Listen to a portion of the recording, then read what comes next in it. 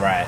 Like So they were here when it kind of feels like this is the type of place that would have that level of loyalty, I guess. Yeah, we get a lot of loyalty. I guess you're the first in the area too. I mean, that's a big deal. Yeah, it is a big deal. It is a big deal. Hey, you got to celebrate the small wins. This is a cheers Hey, to being first. Cheers to being first, Chris. And best. Are you a brewhead? I'm a brewhead. Are you a brewhead? I'm a brewhead. Y'all are brewheads? Yeah, we brewheads. So pour a glass of craft beer, we can do this. Yeah. What's good, yo? This is Cee Certified Brewhead, and welcome to episode 96 of Beer Brewing, the podcast. And today, it's a lot of episodes, no? 96. I know, it went really quickly. I don't know if I've done anything 96 times. A lot of beer, a lot of for great you. brewers. Thank you, sir. So we're here in gorgeous Niagara-On-The-Lake at Silversmith Brewing with Chris, co-founder. Yep. Mate, thank you so much for having us. Yeah, thanks for Really appreciate thanks it. for coming over. Thank you for your time. We are here on the patio. It's jamming today, It is jamming. as you can hear. It's gonna There's- get more jamming.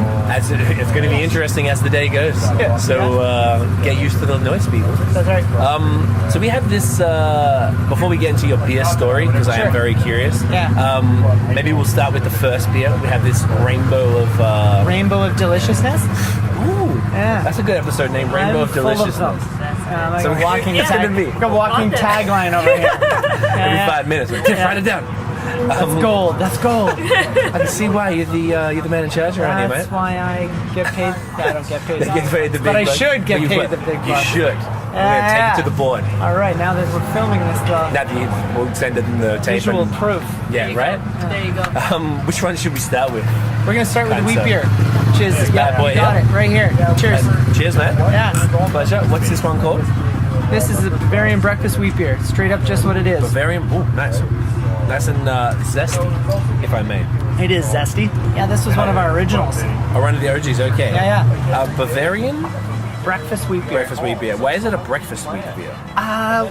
Mostly because that's what we called it. Because we thought it was fruity and went well for It does breakfast. feel kind of breakfasty, right? It is a little breakfasty. Yeah, you got some banana and cloves going on there from the weed and Definitely. and the asters. Bit hazy. I like that it's unfiltered as well. That isn't. You know, the wheat beers they kind of like go either way. Everything's unfiltered. Everything's unfiltered. All of it. Hell yeah. Yeah. We did a good job getting this one nice and Yeah, clear. we get great clarity, but that's just hard work. That just Yeah, it's just patience that gets that. I respect Yeah. that. Yeah. So Chris, I want to know what's up with your beer story. So you're before the pub. How'd you get into beer? What's going on? That's funny. I'm doing this whole branding thing right now and writing our origin story is all very fresh. So Oh, perfect. yeah, It's great timing. It's right here for me. So in 2005, my co-founder and I, his name is Matt Swan. Okay. We got into my 95 Corolla and took a road trip to Vegas. That's a long way. Yeah. In a 95 Corolla. It is, yeah. With roll down windows and Fritzy AC. Yeah, it was a Survive. climbing trip, Okay. actually, to Red Rocks. And we were at our desert campsite and came into town, hit the Whole Foods, Nice. and we were gonna pick up some beer to head back, and it was like beer wonderland. Right. In 2005 in Ontario, beer was Oh, kind of pretty Yeah. ordinary. Yeah. But it had to be 60 feet and 8 feet high of all beers that I'd never seen or Right. heard of. Every single one of them was new. Right. And so we had filled the cart and went back to the campsite and drank beer for 2 days. And that's how the idea got started. And then in 2010, Matt went back to Toronto and I came down to take a job at Brock, and my wife and I had opened up a B&B downtown here in Niagara-on-the-Lake. And it just struck me that there were 38 wineries and no beer. Right. Not one brewery. And what year was that? That was in 2010. 2010. So there's Yeah. no breweries here in 2010. None. Jeez. Okay. And then, so I started looking into it and doing a little bit more research, and I phoned Matt up and I said, do you think we could do beer? Do you think we could make beer like we had in Vegas, only Right. do it in Niagara? And he thought we could, so he moved down here, and then the whole thing, a whole series of very fortunate events just kind of unfolded. Right. So, Before I just cut you off briefly, Yeah. were either of you like brewers or yeah, had I any was beers? going to get to that. So Oh, okay. no, we don't make the beer. I don't know how to make beer. But my brother's buddy Dan knew how to make beer. Right. So I'm pitching that idea to my brother. He says, you should go with Dan. He went to Harriet Watt to do his master's in brewing and distilling. So I send Dan an email. Dan says, no, I'm in Spain at a malting facility. And so we're disappointed, but not, so we're not downtrodden yet. And we're looking for a building at that point, because our whole thing was that we wanted to do character beers. Okay. Distinct, unique stuff. Not necessarily brand spanking new, but distinctive. And we wanted a building that was going to reflect that. So this place used to be an antique store. Right. And so I was in here, and we were looking around, my wife and I said, this is the building we need. Piles of, I don't know how you could brew beer in here, but this building has piles of character, and it's got such a great feeling, a great vibe. And the guy at the counter asks what we're talking about. Turns out he owns the place. We tell him our plan. This is in August of 2011, and in November we had bought it. Wow. And did you have to talk him into it, or was he like... He was like, you know what, I'm thinking about retiring. And it wasn't much of a talking into, no. Because he was probably already like... He's thinking about it, and they were in love with the building and wanted it to, something great to happen to it. Yeah. And they were all for brewing. And that guy, coincidentally, is from Holland and grew up... My father's also from Holland. And they grew up like 5 minutes away from each other over there. Wow. So that story was very coincidental and weird. And like within 24 hours of getting our hands in the building, Dan... I'll go back to Dan, the guy who makes the beer. He phones me and says, my dad had hurt his back on the farm, and now I'm here if you still want help. Wow, so it wasn't disinterested before, just bad timing. Just bad timing. And then, wow. So we brewed our first 4 batches of beer on the pilot system at Niagara College. And the wheat beer was one of them that we're sipping right now. That's a bad boy. And the black lager. And we did a brown ale and a Russian Imperial Stout. Okay. Yeah. That's a nice little lineup. Not just original story, but original beer to go with it. That's fantastic. That's crazy. I've heard a lot of really, really positive things about Niagara College being really helpful to up-and-coming breweries and brewers in general. They are. There's a guy there, he's still there, named John Downing, and John is just... He makes breweries happen. He's opened hundreds of them, like in old castles, on U.S. Navy carriers. They built one. Right. I think he did the brewery at Pearl Harbor. Like he's done. It's no messing around. And who's he? He's one of the brewers at the main dudes at Niagara College. He's a teacher. And a teacher as well. Yeah. Okay. Yeah. Usually they do a bit of both, right? They actually brew the beer that they sell and then help the kid. He works, I think, a lot with students to do recipe development and get them using the equipment and getting beer out the other end. So that's really cool. Yeah. Okay. And that's how this happened. Right. So then, late 2011, you've got a brewer, you've got a space. Yep. You've been doing pilot brews. Yep. I guess you have to do a lot of construction here. You have to gut the place to a degree. Yeah, we did most of the work ourselves on the church. And then the addition that now houses all the brew house and the fermentation vessels, that was done by a local contracting company. It's like tacked on to the side. I didn't know. Take a look after. Yeah. It's a very modern kind of building. Right. The whole front wall is glass. Right. Set onto the road. So if you walk out front, you can see the brewery. You can watch them work. That's sick. They can't slack off. They can't slack off. I like that. And they always have to wear pants. I guess that's OH&S. There's a downside to everything when you put in windows. I love it. Yeah. So, when did this bad boy actually open its doors? Canada Day 2012. Jeez, you were not messing around. So that would have been like solid 7 months, 8 months of construction, which is in Canadian winter. Even though, maybe you're not digging ground, but it's still not the funnest. We were brewing beer at Barley Days in Picton. Nice. Because Dan's buddy Al Nichols, they went to school together. And so we did the beer, we were brewing the beer there and bringing it down here. And we were serving beers out of a converted chest freezer. Oh yeah? Like the Keysers or whatever they call them, like those old school ones? Like the old school ones. Yeah. Like that big, we drilled holes in the top and put in draft towers, and we were throwing kegs in there, and we put up some fold-out tables, and my sister-in-law stood up front with a sign that said cold beer, and that's how it happened. That's it. And we were in the beginning only open on Saturdays and Sundays because we were working on it. So every Friday was like clean the place up day.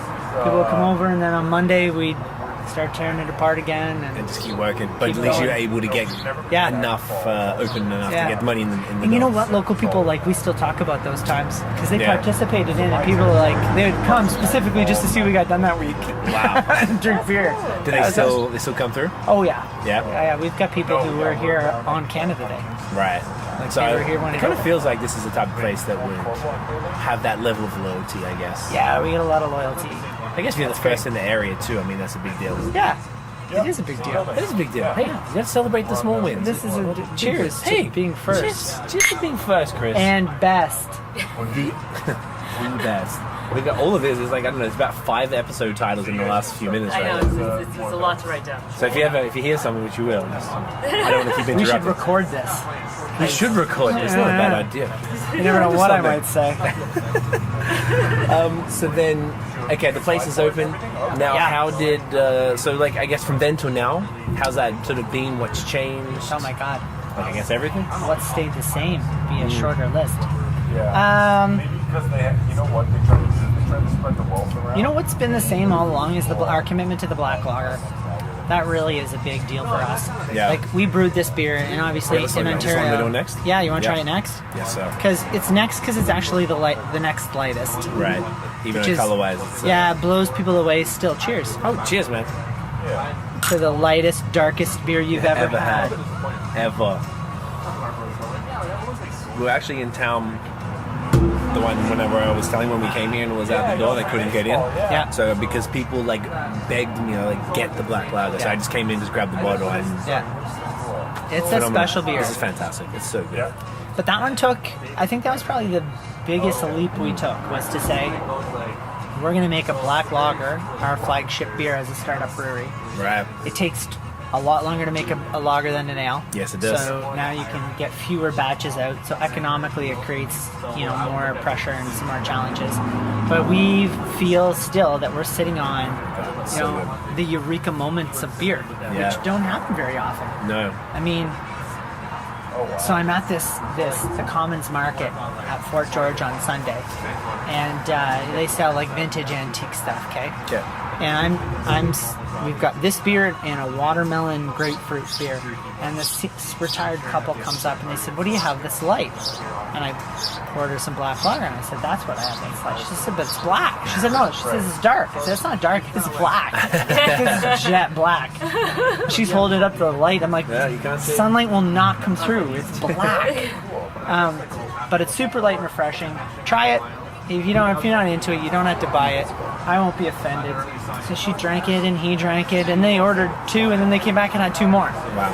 And every single day in this place, there's somebody that goes, "Wow, that is not what I was expecting." Like, you could set your watch by it. That at some point today, someone's going to say those exact words, and that's really, I live for that. Because that's the commitment. Our biggest issue is not product. The biggest issue is education. Is trying to get liquid to lips so that people have a chance to get blown away. Yeah. Because it really is a revelation for most one, that it isn't Guinness. Yeah. And then it has nothing to do with the stout. It confuses people. Yeah. And you start telling them about it, and it really is a great opportunity to educate people, and it grows the market. For real grows the market. This is a beer that wasn't there before. And now we're one of the great black lager regions of the world. Yeah. Right. In the Niagara-On-The-Lake? Niagara. Because of this beer. Yeah. How did it come about? Where did the idea come from? Dan? So he was like, "Hey, hear me out." Yeah, when I was much. in school, I was in this little town in eastern Germany where this recipe was born, and I tried this beer, and I want to see if I can do it. Okay. Like a black light beer. Right. And so we did it. And when we tried it, we're like, "Oh, this beer is awesome." And then we got together with all of the other people who were involved, and we said, "This is the beer that's going to change the way people drink beer in Ontario." And they were like, "Yeah, but it's black." So, it represented a real risk. It took a lot of boldness to be able to take a black beer to market. Right. One, because people have all these assumptions about it. So, we've overcome that down here. Yeah. We sell definitely. 90% of our beer is black lager. 90% of it is sold like before you get to Grimsby. This is phenomenal. Like when Yeah. beer gets something, certain beers, certain products when they get hype, it's kind of sometimes it's like often a letdown, and this was not the case at all. I was extraordinarily like, it's kind of worked out a good time. I don't know if you as a beer drinker have ever done like you start off drinking the lighter styles and you start like getting into the ambers and then stouts and pale ales and then the IPAs and blah blah blah, and then I don't know about I got heavy. I still am like the hazy stuff and sours and and then it's almost I feel like I've kind of done the full circle and come back to being really like into like pilsners, dry hot pills and things like this, and this came at a time when I'm sort of coming back into that. So I'm not sure if it was that, but haven't had it for months, and this is just it's a special beer. It's very, very cool. We don't get too crazy. Somebody wrote something the other day on TripAdvisor about us. And it said something like, nothing stupid, just really good beer. Nothing stupid. Okay. Just really good beer. That's also like, another good episode. Like, I get that. Because for a while there, I don't know, maybe the last 2 years, it was all about like But the hops. crazy stuff. Yeah, and it just kept getting more and more hops, and we only make an IPA as part of our limited release series, and so we didn't get on with that. But as much as there's lots of innovation to be done in beer, there's literally thousands of recipes that are hundreds of years old that got left by the wayside for no good reason at all. Right. Only because they were like, the ingredients were expensive or they were hard to make. And so the majors, Prohibition was the perfect time to get rid of all that. Right. And the books are filled with these great beers that people haven't had a crack at. Right. And I'm really interested in those. Okay. Like beers with history, with character that earned a spot in the book. That's fair. Yeah. Some of the stuff we're seeing now, it's not going to make the book. That's very true. Some of them are definitely, we talk about that often. Some of them are going to be like, it's hot for 6 months, 12 months, 2 years maybe, and then you'll never see it again. Yeah. And then there's others that are just going to be around. Yeah, like beers with where they put like a roasted chicken in the kettle. Like, I don't think we're going to see that in the... Do you know what I did see it? I don't know if that's going to make the book. You never know. The beer history book. I saw a chicken Twisties beer in Australia. So there's this Aussie, like, they basically put, like Goza's got sea salt in it, they put chicken salt in a Goza to mimic a flavor of a chicken, like as a chip. It's like kind of like a Cheetos type of thing. Yeah, I've been to Australia. Oh, so you know Twisties? I know what you're talking about. Chicken Twisties? Yeah, they make chicken Twisties beer. That's the cool, like, weird, but it's... But salty and beer are... You don't like Goza? I love Gozas. Oh, you love Gozas? We did a chicken Goza salt a couple of years ago. Yeah? Yeah, I feel like it's in the German style. Like it's definitely in our on wheelhouse. brand. Yeah. Why did you guys decide to make these sorts of beers? Like, was that Dan's brewing style? Was that sort of maybe a direction? German styles, you mean? I mean, yeah. I mean, why why nothing stupid? Like, why aren't you doing? Why did you choose to sort of go more traditional style of beers as opposed to modern trendy stuff or whatever it is? Which, I'm not saying you're not doing that, because I think one of these ones is like a watermelon something, right? Yeah. I mean, so it's not completely, but I guess would you say it's arguably German style predominantly?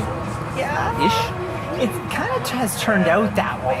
Yeah. But not by any deliberate design. Okay. I mean, 3 years ago, almost 4 years ago in October, John Legasic became our head brewer. Okay. And he went to school with Dan. Yeah. And remember Al from earlier in our story who brewed at Barley Days? Yes. They're all classmates together. They graduated from Harriet Watt. Right. And what's Harriet Watt? Sorry, I haven't heard Harriet of it. Watt is the only English-speaking university where you can get a degree in brewing and distilling. Is that in Germany? It's in Scotland. Scotland. Yeah. Interesting. Yeah. Because I know a lot of brewers go to there's one in like Germany somewhere. Yeah. And there's Siebel in Chicago or whatever, Yeah. but then This is a master's degree program, so like you a have serious master brewer. you have to have 4 years of undergraduate in Jeez. science, biology, chemistry. Right. So if you're doing this course, you're not messing around. It's for reals. Plural. Or faux reals. I don't know. F-O apostrophe. Whatever the kids are saying these days. Yeah. It's hard to keep up. Yeah, I don't don't even know. But yeah, I think they're fascinated by history and the challenge. Right. A lot of those beers are not easy to make. Yeah. Historically speaking, I mean, we have got some beers here, like our Gold Nail Itcher, but like this is unfiltered, man. Like that is not easy to do. Yeah. That is a big challenge, and an IPA to John represents it's just a less challenging product. I mean, you're deliberately creating beers that aren't balanced. Right. And so it's going to... Balance is important. Yeah. They want to create well-balanced beers. Right. Because that's what brewers are supposed to do. And it's funny because all of our beers are subtly unconventional. So like we do a Gold Nail, for example, but it's a very Canadian Gold Nail. There's a bag of rye malt in there. Nice. That gives it a spiciness that is not normal. Right. And speaking of John Legasic, Want me to join you here? this is him. This Yes, is our sir. head brewer. How you doing, mate? Great. Mid conversation. John, good to meet you, man. Take a seat. You want to sit in the shade, buddy? You want to come over? You can come around there. Whatever Yeah. you think. Does this normally happen? To join you? You don't really You know get what? it. It's more fun this way. Midway through? Yeah. Not our guest. No. The guest. Yes. No. Yeah. Well, so John, you're the head brewer. Yep. We were actually just talking about I guess, the style of brewing. His style. Maybe we're gonna catch John up on where we were at. So we covered Cargo pants and rubber boots. Chris's brewing history. Not brewing history. Like how Chris got into beer, how the place came to be, how things have sort of grown over the years. And we were talking about how Silversmith doesn't do like anything stupid, like none of the sort of trendy, for lack of a better word, the haze, the sours as much, or any of that type of stuff. So we was just sort of discussing where that came from. Why have you guys chosen to sort of go in this more traditional sort of path for brewers? So potentially, as we asked that, so I guess we were talking about that, you came in, so it's kind of a good time. Yeah, I don't know. I guess like personally, I just sort of personally like more sort of conservative styles myself. Okay. I've always thought, that there's a place for like flavored beers and like that, but I've always thought it's harder to make beers that aren't flavored, that don't have something dominant that sort of takes over, right? Yeah. The challenge of making beers that are just a little more conservative or traditional or whatever you want to call it has sort of always appealed to me, and I personally like drinking them. I like beers that taste like beer, personally. So Fair. I hear that a lot these days. A lot of beers don't taste like beer. Well, I think the tastes are coming back around again. They are. It's full circle. I mean, they have their place. I mean, I like a fruity beer from time to time, right? But not a go-to thing for me personally. I just kind of like the stuff that's a little more straightforward, I guess. Yeah. Maybe it's kind of boring now, right? No, not at all. I don't think it's boring at all. It's like what I've noticed is the best breweries often their range and the way they approach beer comes from the passion and the palates of the owners and those making the decisions. And I think that's the best. Because if you were like, I always don't really like it too much. Say for like New England, is like the New England style IPAs are popular. Yeah. And a lot of brewers are like, well, guess the kids are drinking it, so that's what we have to do. And then they'll go and make it, and it'll be half-assed. The beer won't be really that good. People will trash it. And it's like, well, but why? Like, if you guys aren't into it and it's not really on brand, it doesn't make sense. And I just think that's so everything you said is definitely, well, it's why the beers are what they are, and I think it's important. It generally works out well. yeah, I mean, if one thing's a big deal around here, it's integrity. Yeah. We have that conversation at least once a week. And there's everyone finds their line. Yeah. Where you say, you cross that line and you're like, yeah, I don't feel good about this anymore. This feels like it's not a progression where we're making a contribution to, beer. Mm-hmm. This is just a gimmick to try to get this batch out the door fast so we can make a bunch of money. Right. Like, everybody's line there is a little bit different, and our line is just a little bit more on the conservative side there. Right. And especially, I mentioned this a minute ago, there's just so many great beers that have fallen by the wayside over the last 1,000 years for no good reason at all. And they have history, they have character and background and meaning and stories. They have all of that. We don't have to make it up. And we can access that if we can do it. That's the question. That's the challenge. That's the challenge. Yeah. Can we make the hoppiest IPA in the world a little less challenging in our minds? Just keep throwing more in. Like it's and so that's I think how it's evolved. But our limited release beers have featured some pretty interesting stuff. Like we've used strawberry and watermelon, and now we've got the grapefruit one on the go. We have that limited release program where we get a little more adventurous. We've done a horchata porter with vanilla and cinnamon and all kinds of different things. But that's a Christmas beer. Like it's a celebration for Christmas. But it's one of the reasons why people often ask, how come you guys aren't making an IPA? Because I can recommend like 5 or 6 really great IPAs to you right now. Right. But I can't recommend another really great black lager. Yeah. Honestly, that's just not really. We think we make part the of best it, one. Part of it too is just where my own strengths lie as a brewer. I haven't commercially brewed a lot of IPA in my career, and they're tricky to do well. It's easy to make a hoppy IPA, but a hoppy IPA doesn't mean a good IPA. True. It's very difficult to make a really good, well-balanced IPA. There's that word, right? Well balanced. There it is again. I haven't mastered it by any means, so it's hard to do. Other things that maybe I'm a little better at, a little more suited to making, right? And that happens to align with the goals of Chris and Matt as well. Yeah. Do you want to give your personal, I guess, how'd you get into beer brewing, and then how'd you end up making fantastic beers here? Yeah, sure. So I had originally went to school for food science. And that's how I sort of ended up channeling into beer, more directly into brewing, because there wasn't a whole lot else in the food line that I was really interested in, as far as food production goes. So I went over to Scotland and I did a year over there, learning brewing and distilling. That's all you did while you were there? That's it? I learned, and that was it. I did nothing else. Nothing. Trying to figure it out. Learning. Very studious. Anything anyone else tells you is a dirty lie. It's a dirty lie. Particularly if that person's name is Chris.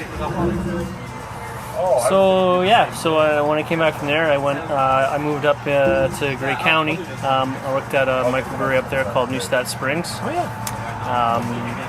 So we were like a pretty small operation. I was the only brewer up there. It was a great place to work. I really enjoyed all my years up there. I was there for 6 years.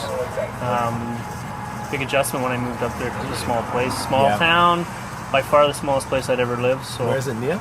Hanover is the closest town. It's 7,000 people there. That's where I lived. Right. Neustadt, where the brewery was, is a village of 500. Damn. So further from nowhere. The closest place really is Owen Sound, about 45 minutes away. Okay, I saw signs I think yesterday. Collingwood? Yeah, that way. Generally that. But like in the middle of nowhere near there. South of there. Yeah, south of there. Totally landlocked away from the water. So right, so they can get the fun stuff. Farm country. Right. Yeah, great. It was a great place to live. And yeah, I worked up there for 6 years. Learned a ton. And then when I moved on, it was to come down here. For riches and fame. Yeah, for glory. That's it. The glory. Yes. Yeah, I've had friends of mine in brewing who knew Chris, and we call that guy Dan. They recommended him earlier. He made an appearance early in our Very story. good with bringing the narrative back. Al, what is that? Like a break inside of a break? Yeah. So yeah, Dan and Alex, who used to brew black lager back in the day. Yeah. We were in Scotland together, learned brewing together. So Perfect. they tricked me into coming here, and then once I moved down here, it was too late. It was already over. Yeah. We sold his other house without him knowing, and then he couldn't go back. That's it. Hold the And mortgage that's the key ransom. to success. Burn the bridges, as they say. The key to success: burn the bridges. That's another one. Bridges, and you can't go back. We're never going to be able to choose a name for Witcher. Chris keeps coming up with names for the episode. Burn the bridges should not be one of them. No, should not be that one. Okay, so scrap that one. Scrap that one. Cut. Where can everybody find you online? Instagram, website, Facebook. Instagram. Do you know what it is? Instagram and Facebook are our big Yep. shticks. Kate knows more about that. Check us out She at does. silversmithbrewing.com. There you go. That's the best way. Yep. Perfect. Boys, thank you so much. Really appreciate your time. That was Absolutely. hilarious. Thank you. Really appreciate it. Guys, thank you for watching. If you enjoyed the episode, smash the thumbs up. Hit subscribe below and hit the notification bell ding so you know when the next videos are. Follow us on social media at BAOS Podcast and check out the long form audio so you can hear very attractive gentlemen like this here talk about beer and other assorted and hilarious. Rather witty. Rather wishing. Rather witty. That is it. Thank you again, fellas. Our Cheers. pleasure.